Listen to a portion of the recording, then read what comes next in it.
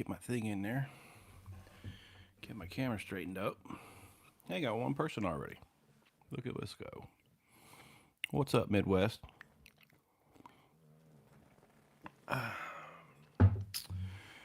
Go live again. See how it works out. Just test the microphone. I don't know if I accidentally turn the knob. I think I must be turning this knob. It doesn't really work the same way twice. Mic check. Is my audio good, man? Hey, 16,000 people over on Instagram. That's cool.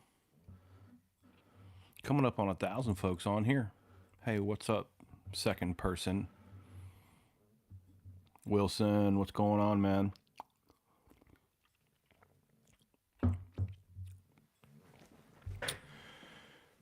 We can talk about Mickey's Pond. We were talking about Mickey's Pond yesterday. Thanks, Midwest. That's good information. I don't know, like, how guys normally. I know that you normally have like the fancy setups with the arms that hold this thing, but I kind of like I kind of like it offset like that. I don't know. It doesn't bother me. I feel like I'm a little close to the camera with the way the iPad's set up, but I don't know. As long as you can hear it, I guess the video is not that critical. Anyway, glad to have Wilson in here. And I will just run down kind of a background story on your pond, Mickey, while we're waiting for folks to come through with questions, if anybody even does. Mickey's got a pond in South Georgia. We'll call it 10 acres. You guys have seen it many times if you've paid any attention to the page. I use the pictures of it all the time. But yeah, we've had issues with invasive species, crappie, and some species of sucker have gotten in there. Hey, four people joining. Thank you. We're talking about Wilson's Pond. Having allergy attacks. Weird allergies. They get worse as I get older. Anyway. So the problem with Mickey's Pond is there's suckers and there's crappie that have impacted the system for long periods of time. And years ago, they pulled it down. They did a full drain and restock, like we recommend. Like, you know, talked about that many times on the page. Mickey did that, and for a short period of time, maybe a decade or so, it corrected the problem, and the pond fished really well. But like everything in life, it changes, and the crappie and the suckers got back in and have impacted the pond in a negative way. Most of the time in my career, when I tell someone that they should drain and restock their pond, they don't do it. They're not going to do that. It triggers them in some way that I'm not really sure why. I don't think they fully understand, how lakes fill and are drained or how long that process takes. People are just real kind of uneducated around that. So it's always impossible. Like if you recommend that to someone to drain and restock, that's impossible. You can't do that. And that's quite possible. Most ponds are set up with a drain system that there's a valve at the bottom of every drain that you can open and let the system drain out in case you need to do maintenance on it. It's a good way to do a lot of things, actually. Letting the water out of a pond has many benefits. They do winter drawdowns. It's good management. It helps restore. It helps rot things off the bottom quickly. So the rotting process is oxygen consuming. So if you have like a bunch of sludge on the bottom of your pond from whatever, pine straw, leaves, any kind of rotting material, overabundance of that can deplete the oxygen. So in the wintertime when oxygen levels are really high, you can pull the water levels down and the fish will be safe, and then expose all the plant materials or whatever on the bottom to the atmosphere, and it'll help break it down faster. Freeze it and cool it will help break it down faster. Having access to oxygen all the time, not being in the water, helps break it down faster. And ultimately, what you get is a system that doesn't have, well, let's see, how do I put it? It has a lower BOD. So BOD stands for biological oxygen demand. So if the pond, say, I don't know how you want to rate that, say the pond had a BOD of 1 and you pulled it down and let it rot away, all the stuff rot off the bottom and filled it back up, your natural BOD would have decreased, maybe make it like 0.5, and that's just an arbitrarily assigned number. It doesn't really mean anything. I'm just saying it, by doing drawdowns doesn't hurt the pond. Most people just kind of think that it does, and it really doesn't. And when you do them is important too. Like you would want to, right in the middle of the bluegill spawn, pull the water off of the beds. That's not going to help. Anyway, back to Wilson's. They drained and restocked the pond, and it fished great, and it produced trophy fish for a long time. And I can remember one of the times his dad talked about that pond. He said, I wish we'd have drained and restocked this thing years ago. And generally you'll find that when people kind of take that advice and listen to it, you'll find that you can do that every 10 years or so and maintain that the kind of new lake effect for long periods, for the life of the pond, forever, pretty much. And have really exceptional fishing if you just drain and adjust the fish population about every decade. So just like real life, just like every other pond, Mickey's Pond, we don't have the capability right now to drain and restock it. Maybe not everybody at the property agrees it should be done, or you can't get the time together, or there's a million reasons why, like, the number one advice thing that we could do, drain and restock, doesn't occur. It's impossible. So from that angle, though, a lot of people approach their management strategy. So I think we might try that. We might add some bass and go talk about what is happening. What we see there in the strategies that we're gonna employ to try to get some recovery, because right now the pond's not fishing well at all. So, how to fix the pond without the drain and restock, I guess, is the best way to summarize all that. And we can start tracking that pond in that manner as well. We stocked it with this and did that, and these are results that we got. Measurable results that we got. Measurable results. That's the important word there, the important terms. Had a discussion with I've had discussions with lots of different people that don't exactly agree with me. And they always want to say their bass are just fine health-wise. And I say things like, okay, what is the average relative weight of the bass from the lake that you're managing for the last 5 years?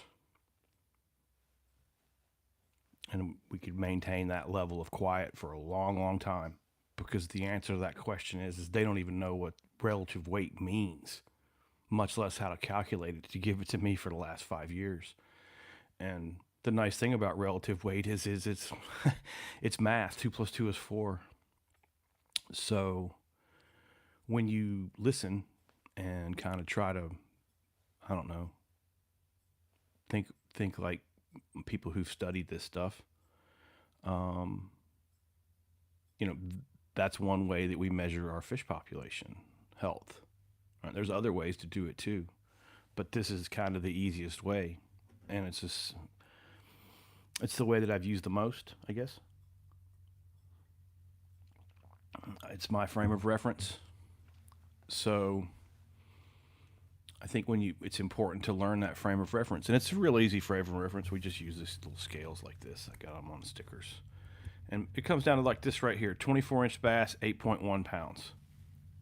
that's pretty much all you need to know about 24-inch bass. I mean, it gives you a lot of information right there. You caught a 24, is it over 8.1 or is it below 8.1? Or is it at 8.1? All right. Those are the three options you have for every 24-inch bass you catch from now on.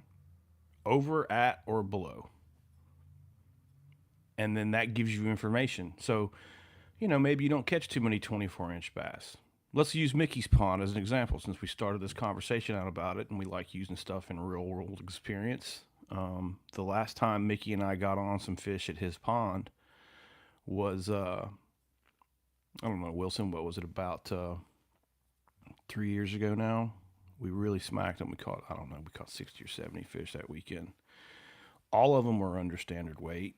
A lot of the pictures that I use on skinny bass are all from that same trip. And it's because the fundamentally, the fundamentals of the pond, the balance is off, right? So the bass population is going to be off, and it's going to stay off. It's not going to magically fix itself in any way. But you could see, we had 26-inch bass that we were catching that day that were 7 pounds, 7.5 pounds. Severely underweight fish, long and skinny fish. And that's kind of the last step towards you just kind of losing your bass population to competing species. When you see the population get off, especially when you've stocked it and you've managed it and you've watched it for say 10 or 15 years, and you see it started out with the fish that I put in here, but then over time fish from the creek got in here, or fish from somebody's bait bucket got in here, or somebody's live well got in here, somebody threw something in here they shouldn't have thrown in here. All those things can happen over a 10-year period. And like I said, you take those measurements, say year 5 off after my new stock, I'm at 24-inch fish, and my 24-inch fish were 9 pounds, not 8 pounds, right? But then you fast forward another 5 years down the road, and your 24-inch fish, your lake's still producing them, or your pond's still producing them, but now those 24-inch fish are 7.8 pounds on average, not 9 pounds anymore, like they were 5 years prior. Okay. That's what I mean by having a frame of reference. And that's what I mean by measurable results. Okay. We can look back to what we measured 5 years ago. But since we're measuring it the same way now as we were 5 years ago, and we understand the scale. Okay. We're not making up, okay, our relative weight went up over a 5-year period or down over a 5-year period. Okay. Now we're using measurements, right? Now we can talk about it from an educated way. And that's exactly what I'm trying to teach people. Like the last guy that threw it in my face about he manages his lake just fine. It was 40 acres and yada, yada, yada. Okay. What measurable results do you have? What measurements do you have that you prove that what you say is true? Okay, because when you get into these conversations, especially with the catch and release guys, they'll never have the proof. They'll just have some groupthink BS about because everybody says it, that makes it right. And that's not how it is.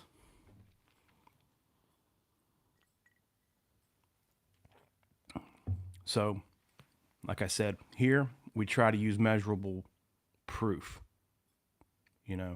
Our fish are at 130% relative weight on average, or 120. I haven't averaged them, but I would say right now 120 is pretty close, because I've had some fish at 138, 140. I've had a few fish down around 100. We've had one fish that we've measured in 14 months since stocking them that was under 100. It was like 98, I think. It was just barely under 100.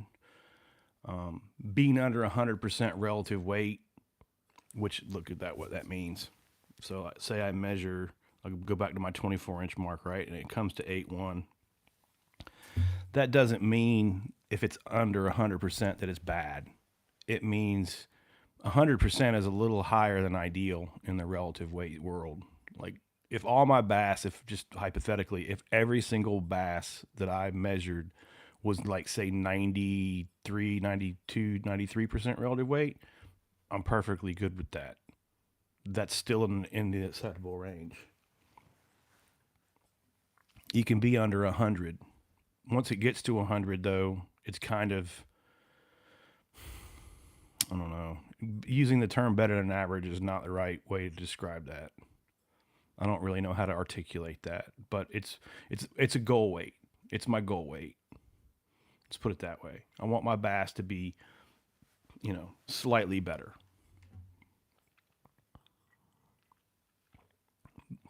So understanding that is important.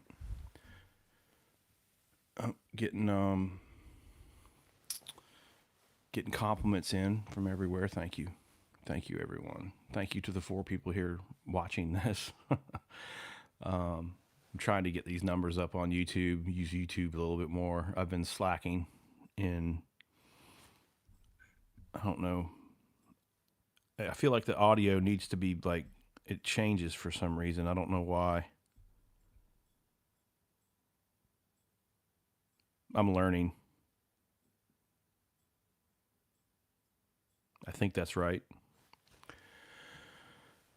Anyway, let me double check for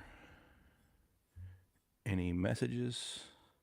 Good morning, morning. Wilson's there. Wilson's coming back. Got it. All right, I haven't missed anything. Good. So anyway, back to Mickey's Pond. I like to use it as a frame of reference just because I have so much experience with it and I still have access to it. Many of the lakes and ponds that I managed were kind of in like homeowners association type situations where, like, sometimes you don't even deal with anybody at the homeowners association. You'll go to one meeting and they'll, just like this, I'll be talking to people in front of a group, and they hire you, but you get your checks from like an HOA management company, and you never really even see or work with the people who live in the homeowners association. Like I said, once a year you go to a meeting and you do present the data that you collected and talk about the management of the pond, and that's about it. And usually in those scenarios too, you never really are paid to manage the fishery per se. Like when you go to give give a bid to a homeowners association like that, you line item every service, right? Aquatic weed control, water testing, trash pickup, drain inspection, and removal of anything clogging it, sticks or trash or anything that might have gotten into the drain, and then fish population assessment. And usually on those types of contracts, they'll just line item, just cross the fish population assessment right off. We're not paying for that. We don't have to pay for that. We're not paying for that. And that was the wake up call for me when I was a young man, when I was just 24, 23, 24, starting my business, that nobody cared about fish. And basically, when you work for the homeowners association, you're just putting out fires. You just did trash wash into the lake from the last heavy rain. Be out there and get it picked up. Now, usually most people don't even understand where the trash comes from, and it's the day after it rains. I used to manage like 2,000 acres of water around Metro Atlanta, around the southeast, and it would always be like 24 to 48 hours after a heavy rain, like the phone would light up. You're not doing your job. There's trash all over this lake, and it's been this way for months. And you got to go thumb through all the pictures that you took and say, no, it was not like that 2 weeks ago before this heavy rain. And the heavy rain washed all that trash in there, and we'll be out, on your scheduled day. You're not going to get anything unless you want to pay for it. You're not going to get any special treatment, and we'll be back out on your day to pick up your trash again. And I just summarized most of how I made a living with those 2 sentences right there. That's, you're picking up garbage and putting out fires. That's how you make money in ponds. It is not glamorous, but it does pay well if you're so inclined. Back to the fisheries part of it. So to learn about fisheries, I had an interest in that. It was all I was interested in. And so I naturally kind of gravitated towards the clients that did as like me, that were like me, that cared about fisheries. And over the years I was able to collect several. We'll meet a few. I got a couple conversations lined up. We can go talk to some guys. And I'm going to put that here. That's going to be a YouTube kind of exclusive thing. I don't see, like, I've worked really hard building up Instagram. And like I said, we just went past 16K over there. And I think the payment this week, I think it was $16 maybe for posting every day to Instagram for a month, and doing all the engagement, answering everybody's questions, doing all that stuff. They're trying to make it so it pays. But I don't know that Instagram's ever going to do that. And I think my efforts probably would have been better spent from a financial perspective if I would have been on YouTube a little bit more. So while I have the next year or so with an opportunity, I'm going to make sure that, putting this stuff on YouTube, if I make an effort, put it on YouTube and it doesn't take off, it doesn't pay me anything, then that's fine. But at least I'll have tried and will have known that, and I haven't given YouTube an honest effort. So this live and most of the stuff coming down this way is going to be going towards YouTube. I would like, it's a goal to be kind of have this thing pay some money. I don't think that's a bad goal to have. I think you can help people with their stuff and still make a little bit of money. Although sometimes I feel like you can't. Sometimes I feel like, I don't know. That's a different story. That being said, back to Wilson's Pond. Keep it in the real. It's real in the field. That's where I like to live, in a place based in reality. And that's where the internet is not. It's not based in reality. It's based in ideology, maybe. I don't know. But people like to get into these theoretical debates online all the time. And I have a real good way of avoiding theoretical debates. And that's just steer it right back to where we are right here in the field. It's real, what's actually happened somewhere. Let's pull up. I saw Jim came through and these things fade.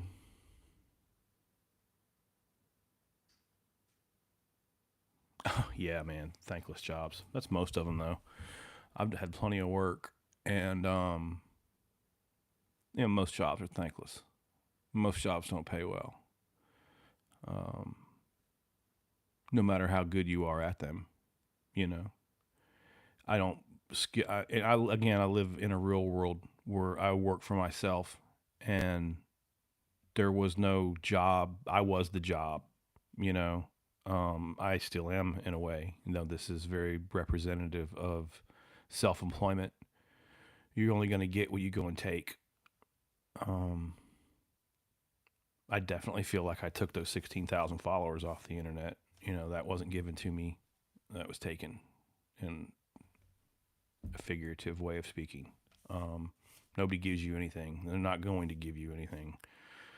Self-employment can be,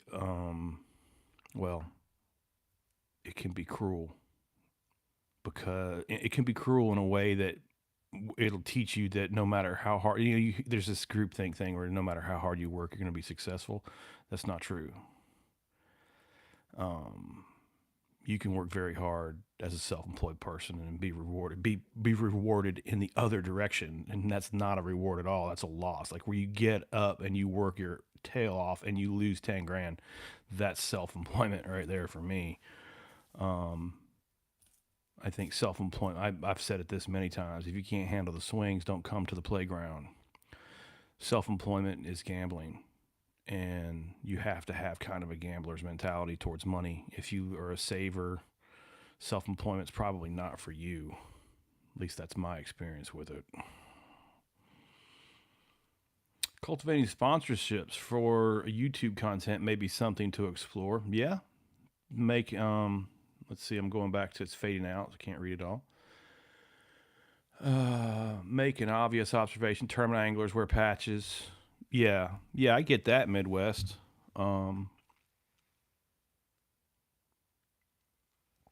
That's kind of how all this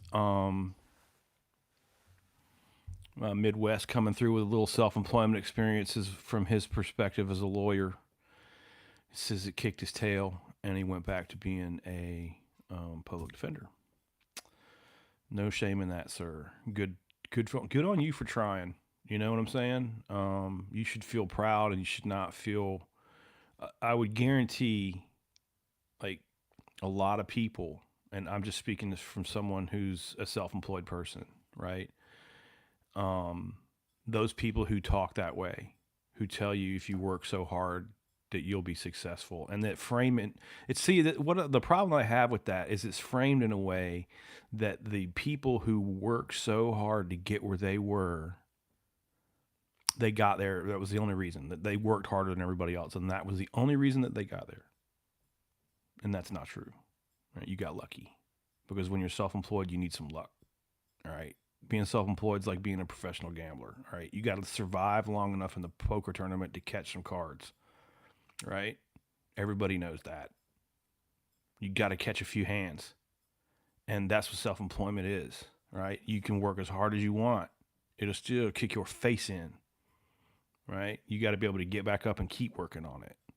After it's kicked your face in, that's the part that no one talks about because that's the part that nobody really does. All right. You got to be self-employed for 30 years, right? Then you can come and talk to me about self-employment. And just, for anybody who watches this, if you've gotten beat by the world, just get back up and do it again and keep doing what you like to do. And don't worry about all the rest of that crap. That's what you're going to have to do to be self-employed in this place.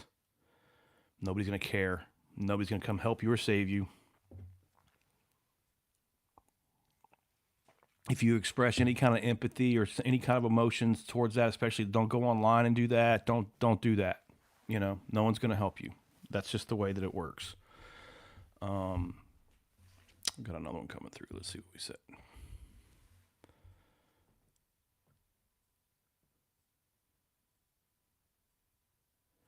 Thanks, Jim, man. Appreciate all your help, brother. Ultimately, my goal is not to teach self-employment or anything else, although there's a lot of people in the world who I think need that help, that psychological. It's a psychological edge that you have to give yourself to be self-employed. All right, you just have to be mentally tougher than everyone. And it's especially hard to do now. I think it was probably easier for me because you don't have so much negativity coming at you on this joke of a thing. People live in a different environment now where things negativity that normally wouldn't be levied on you is levied on you in irrational amounts when you deal with an online presence. And yeah, I've noticed that. You have to, I think, in a way, these kids have kind of been raised in an everybody's a winner type mentality when really they need to be more brutal in their thinking because the online world is more brutal in its thinking. The online world is very representative of Mother Nature. It's brutal.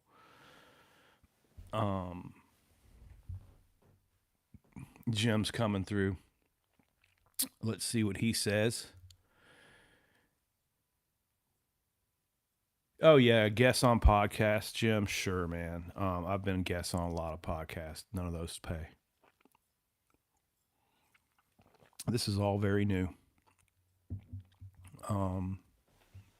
I've been rewarded very little financially from what I'm doing here on Aquatic Biologist, but I'm really not here for a financial purpose. Although, as I stated earlier, if I could make some money on this and still help people out. That's cool. I'll do that. But for right now, this is more about fish health. That's kind of what drives me.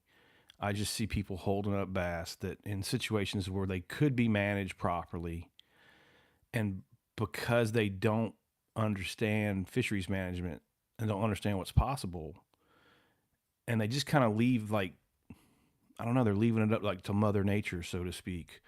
Um, in a man-made impoundment, in a man-made environment with a man-made stocking strategy, but somehow Mother Nature is going to come fix all that for you. And again, it's a completely naive way of thinking. Um, it's false. It's wrong, but it's widespread though. It doesn't mean there's a lot of dudes that don't think that way. Most people think that way, and I guess for me in this page, I want to try to combat that. In that the false things that are so widespread be squashed, and we at least operate in a realm of measurable results. You know, if I manage your pond, you hired me. How do you measure? How would you double check me that I'm doing my job properly? You know, there's nobody can answer that. I can answer that. I'm showing you how to do it. You just measure the relative weight of the fish, and I would also measure um, the number of bites that I got per hour on what I was fishing for. People don't even do that. Um, you can measure that. It's a measurable fact. We used to get 2 bites an hour. Now we get one. We used to get 10 bites an hour. Now we get one. That kind of thing.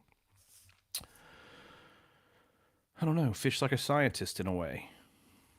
I guess that's the best way to put that. Measure what you're doing.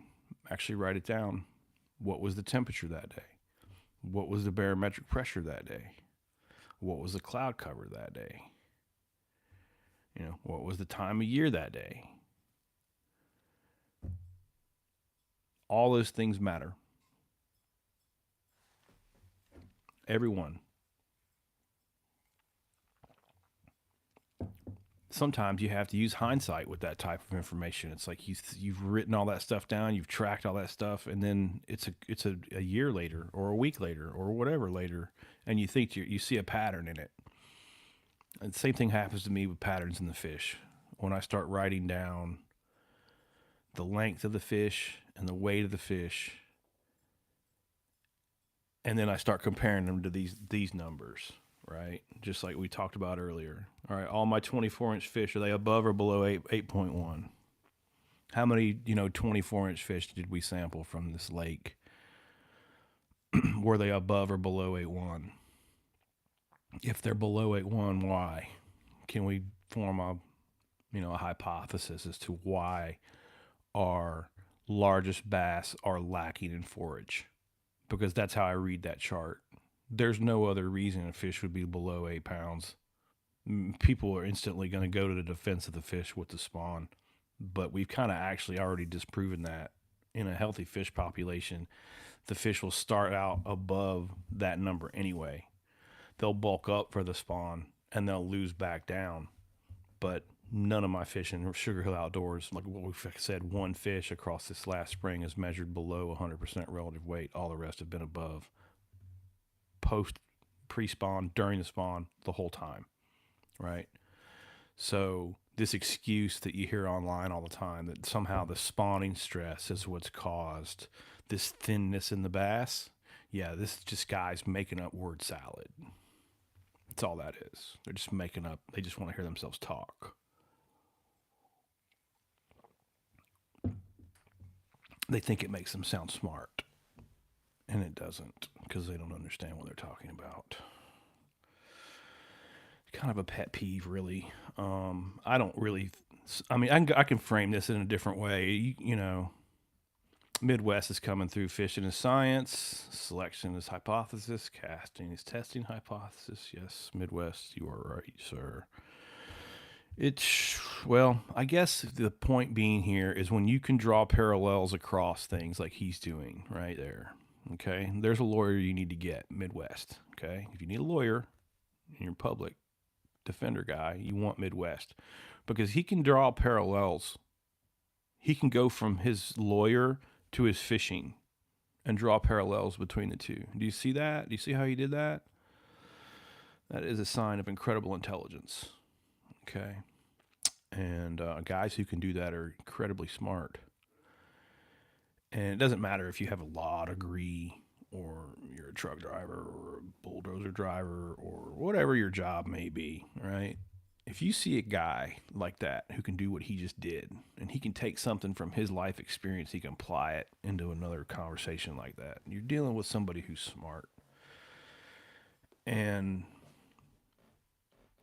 when the opposite is true as well, right? When you're dealing with somebody who can't articulate that way. So what I'm doing here is important to recognize that. It's kind of like a poker game, right? Who can I talk to and in what way, right? So with a guy like Midwest, the sky's the limit. I can dump everything, all the information on him. He's going to pick most of the stuff up real fast. And to somebody else, maybe not so much. You got to change it, change the format, change the delivery. Sure, Midwest, man. Just call him like I see him. But no, because we get kids watching this. We've talked about a lot of important things today, I think. And, self-employment, I think, is going to be a really important aspect to a lot of these young men's lives. They're going to have to figure out a way to side hustle in this environment. Maybe fisheries management like this is what they decide to try to side hustle on. I don't know. It was literally a side hustle, still is a side hustle for me. And it's not because I don't want to manage. I would spend my entire day going to do nothing but go from pond to pond to pond to pond and doing what do I talk about here, That's not going to happen. Okay? It kind of goes back to what I was talking about earlier. No matter how hard I work in this space, there's never going to be 100 ponds out the door, right? There's a reason why we haven't gone to another pond since Sugar Hill Outdoors hired me. There's been no other ponds to go to, all right? There's no other clients. This is a very limited deal, right? And so this is what I'm talking about because I can't be the only person in this situation where no matter how hard I work in the space that I'm in right here, it's not going to make me, quote unquote, financially secure. Okay? This is kind of like a hobby. And it's the way it's treated by the IRS. So until I'm not filing some kind of hobby, denoted mark in my tax return, then it will become a professional thing. But that's this is exactly what I'm doing this for, to try to make this into a professional thing, by using YouTube, by using Instagram, by using all these platforms.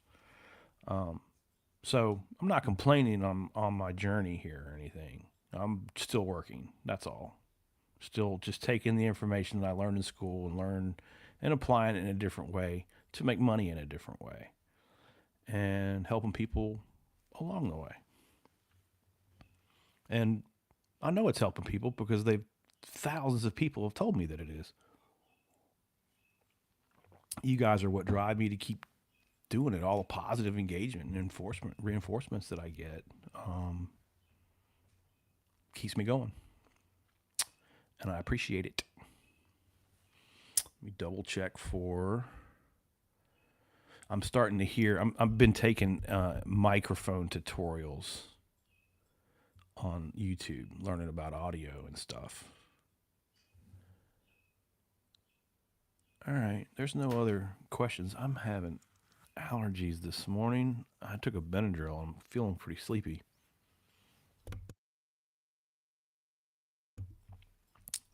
It might be when I mute the mic. It might be turning in a little bit. But anyway, yeah, man. Um, there's just not a whole long line of uh, fisheries related pond management work to go get. You know, I mean, look at all the daggone you know presence that I have online, and all the on my web page gets a ton of hits. 16,000 people. Instagram, there's another 1,000 here, and I think went over 3,000 on Facebook. So close to 20,000 folks that just follow this little thing I've been doing the last few years. There's no steady stream of client calls. Sorry, I should have hit the mute.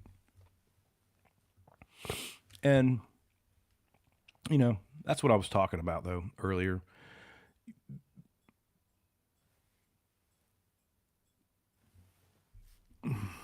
Jim's on more. He needs more volume on his end. Let's see. How about now, Jim? I feel like I don't know. I don't know if I might have done something selection wise where I'm not selecting volume anymore. I think this it has like a selection button kind of installed in the mic. I'll try moving it a little bit closer. Maybe that'll help. Because I kind of feel like it's a little bit quiet too, Jim. I appreciate that feedback. Anyway, Kevin Atwell's coming in. Says thanks for the perspective, and it's fading away before I can read the whole thing. Too lazy, not a gambler, Kevin. I get you, man. I was never really that kind of a gambler mentality either. But as soon as I left college, I went to working for myself, and just one sec. I am just having allergies today. Struggling with it for a few years. They get worse and worse as I get older. Anyway, the self-employment is it's tricky, but working for somebody else is tricky too. There's no, I wouldn't say one is harder than another one, but with self-employment, you have nobody else to fall back on. So when you go get a job and you're like, it's a terrible job because this guy you can't take the boss or whatever,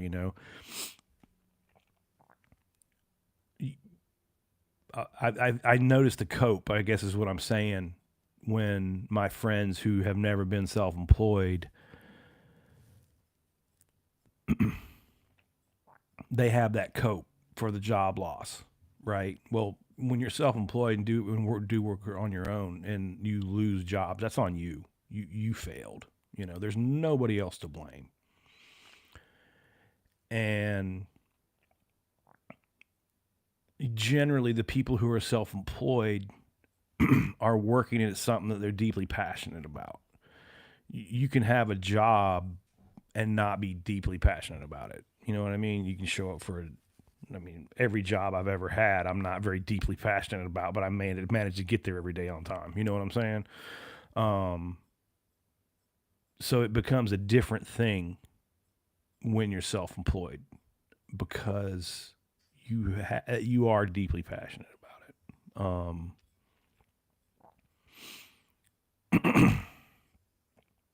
I'm trying.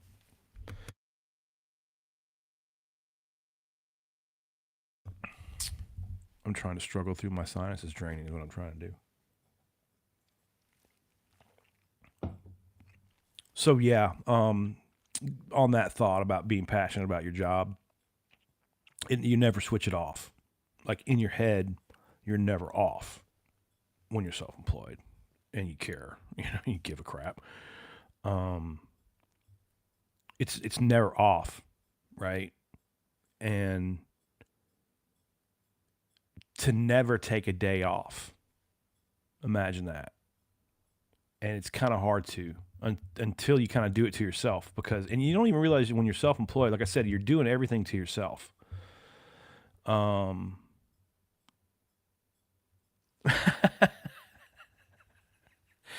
Yeah, that's a good one, Jim.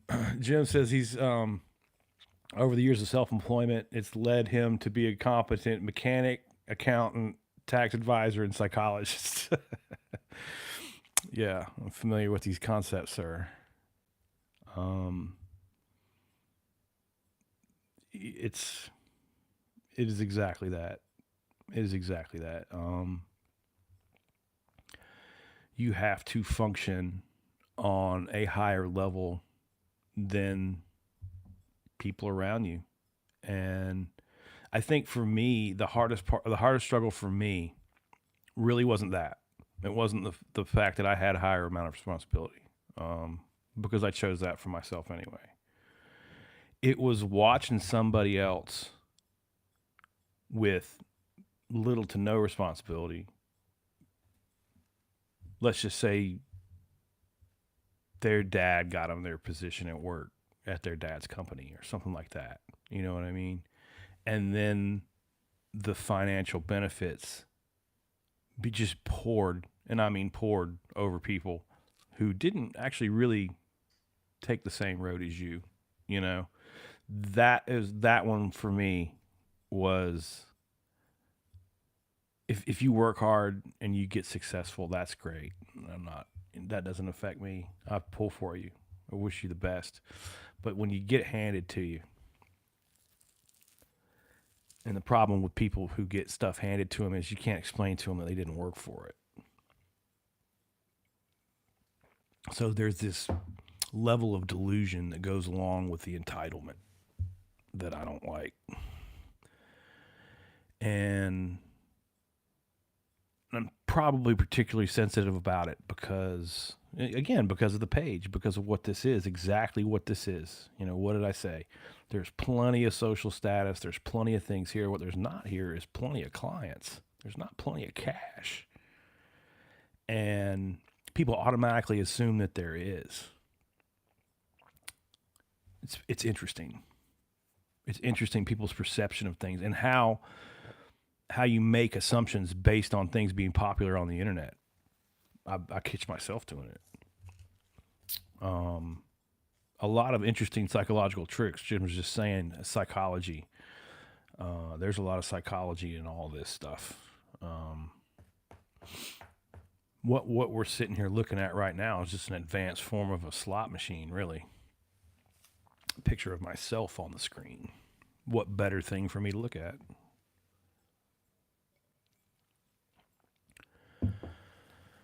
I don't know, man. Check our messages again. We're coming up on 48 minutes live, and 3 of you are still hanging around. Say prayers for you 3. Appreciate it. Well, I think I'll get on with my Sunday. Football's about to start, and I got the fantasy team going again. I'm coming off back-to-back championships in my fantasy league, so feeling like University of Georgia right now. Midwest is coming in with something else here, and I can't read because my eyes are terrible. Being born on third base, but this guy thinks he's hit a triple. Yeah, man. You see it a ton in Chicago legal. Sure, buddy. I see it a ton in, I think, again, when you can draw these parallels and when you can see the things like that. Like some people can't see injustices like that, you know. Again, usually the entitled.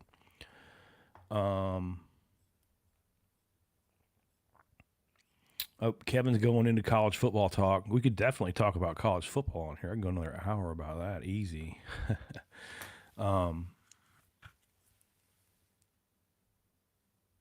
We'll address that. We'll address that. But right now I'm going to stick with the being the triple, and I like that comment. I'm going to steal that one. Born on third base, but thinking you hit a triple. Yeah, there's a lot of that going on around here. Um, and that's fine too. I mean, I'm not trying to hate on the rich kids. You know, they're fine, whatever. But it's I don't know, the deluded nature of it. It's the living in delusion. The thought that because again, I'm from the land of self-employment. You're not allowed to live in a deluded nature here, right? So when something's handed so easy, you hear the talks all the time about somebody talking about how they struggled. Oh, the first couple of years was such a struggle. Yeah, stretch that into a couple decades for some of us, you know. Um, yeah, and work as hard as you want and go nowhere. Try that on for 15 or 20 years, and then you'll begin to see kind of where I got to here. You know, it's not really about money; it's about doing the right thing. You know, and we can try to make some money with it, but at the end of the day, I'm still trying to do the right thing, and that's help these daggone fish. These people are starving to death, pretty much. But that'll get me off on another rant. Kevin writes in about the SEC's only hope is Georgia this year. Let me tell you, man, the SEC's only hope has been Georgia for a long time. I'm just kidding. I like Georgia. I went there, so I get my shots in. I think Texas played a good game yesterday against Alabama. They look good, and I think I like the fact that them and Oklahoma came over. I think it messes up the other conferences a little bit, taking the good schools kind of away from the big whatever they were, 10, 12. I don't pay attention to that. But you know, they'll figure it out over there.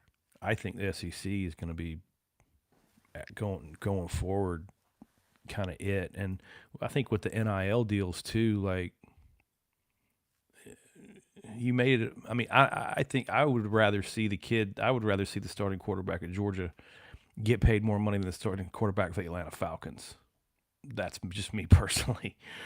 The sad thing is though, that could that could actually happen with the amount of cash that goes through the University of Georgia system. Um, you know, Midwest coming in with Go Blue. He's a Michigan guy. But you know, that's a good point, Midwest man. I think with this NIL money stuff, what you know, what are the? Mm, I'm trying to think. Oregon, Michigan, Ohio State, you know, Georgia, Alabama, Clemson, the big ones. There's probably only like 10 or 12 really big brands when you think about it. And since they're making it about money, those 10 or 12 brands are going to have the advantage for all the players from now on, simply because they're the biggest brand. Because that's how all of this does. What we're doing right now is building branding, you know? So I think when they made college football about money, they skewed it to the favor of the Michigans and the Georgias and the Ohio States and the SCs and all that. And that's just you know, it probably didn't mean to do that, but that's just how, you know, you got to play it as it lies. That's what happened, you know. That's what they did, and that's how it is, and that's how it's going to be. I think it'll turn into probably 10 or 12 power schools. Those 10 schools make the playoffs almost every year. And I think Georgia's poised to be one of those schools forever. You know, I went there. They have a thing there called the Hope Scholarship. And if you're a student in Georgia and you get into the University of Georgia, you can apply for that scholarship. And if you keep your grades up, tuition's free, and it comes from lottery money. So if you think the university's running out of cash anytime soon, no. They messed up making it about money, and University of Georgia's got plenty of that. So, yeah, you're not, I mean, I've seen Georgia for a long time, my whole life, 40, 50 years now. I've paid attention to Georgia football, and I've certainly never seen the level of depth that Coach Smart has been able to acquire on any football team, much less Georgia's football team. I guess Alabama, he was able to do it over at Alabama as well. But I'm still not even sure, like, the numbers of people that he sent pro in the last couple seasons. I don't know if Nick Saban's even done that many. But I don't follow the stats like that closely. That's just what I see, though, coming out of Athens. It's going to be really hard to recruit against that. I mean, anybody who's ever been to Georgia knows what I'm talking about. Anybody who hasn't, it's if you could just picture the perfect college town, it's what it is.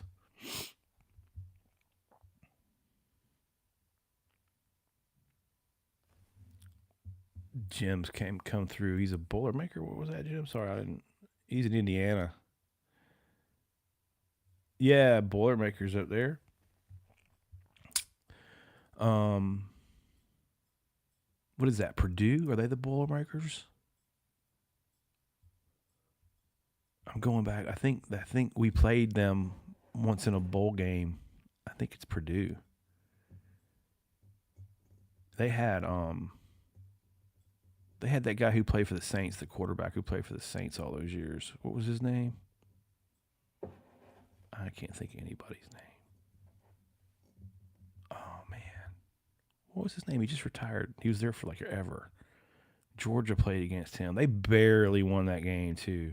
I remember that bowl game. That was years and years and years ago. Probably like years like 2000 or something, 2002 or something.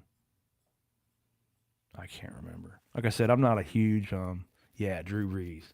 That was that dude's name, Drew Brees. Man, what a good quarterback he was. I remember him. He just about whipped Georgia that year by himself. They had us. Yep, Brees. Drew Brees. He was good, man. He was one of the best quarterbacks I ever saw in college. I just saw him play against Georgia during that one bowl game, and I'm pretty sure Georgia came back and somehow miracle to win on Purdue in that bowl game. I think they got lucky on something, maybe a call or something. I can't remember, but I think Georgia beat them. I think they did. That was a good game. But yeah, I don't know, man. This Georgia team now, it's like one of the girls was writing about it at the high school level, I think, in Gwinnett County. Maybe she was a freshman in college or something. And she had written an article online, and she talked about, writing it for the high school paper and then going to a college, like, one of the local colleges like Georgia State or, one of the smaller schools, and then going to the University of Georgia, and then going to like the Falcons. She was getting all kinds of experience with the little writing gig she had, and she was talking about like the size of the players and how the University of Georgia guys. It felt like she was in with the Falcons. They didn't feel like a college level team, and they don't look like a college level team. They're big kids. They're big guys.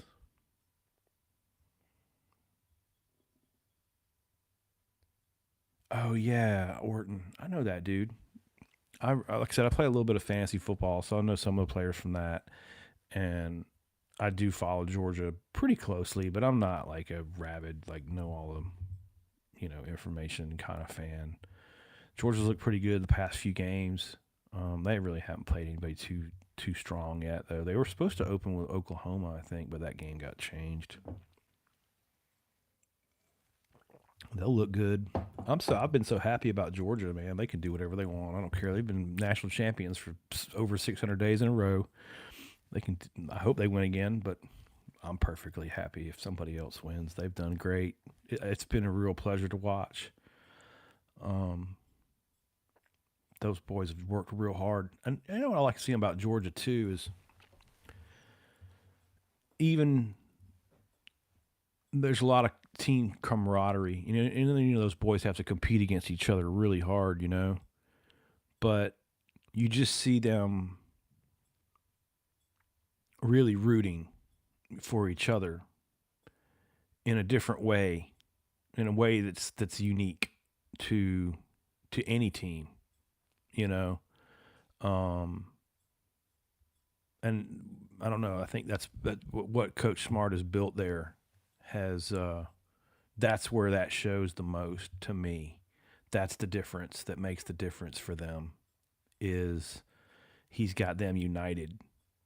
And I don't know how, that's just a leadership quality, but he's done a really exceptional job with those young men. And I've had the opportunity to fish with some of them. A couple of kids follow the page and stuff, and all those boys, they seem like just good kids, just in general. Like if you're talking to them, they don't. I don't know. I was an athlete in school too. I played 3 sports in high school, lettered in all of them, and there was pretentiousness that went with that. There was attitudes and that's another thing I have noticed about that too. I mean, you're talking about Division 1 blue chip 5-star athletes without the pretentiousness. I don't know. I don't know how they're doing that, but they're doing a good job. Well, I'm running over an hour, and now we're talking about football, so I guess I'll get off. But thanks for following, and I'll be back next Sunday. Keep all your pond questions for then, and see you then. Thank you.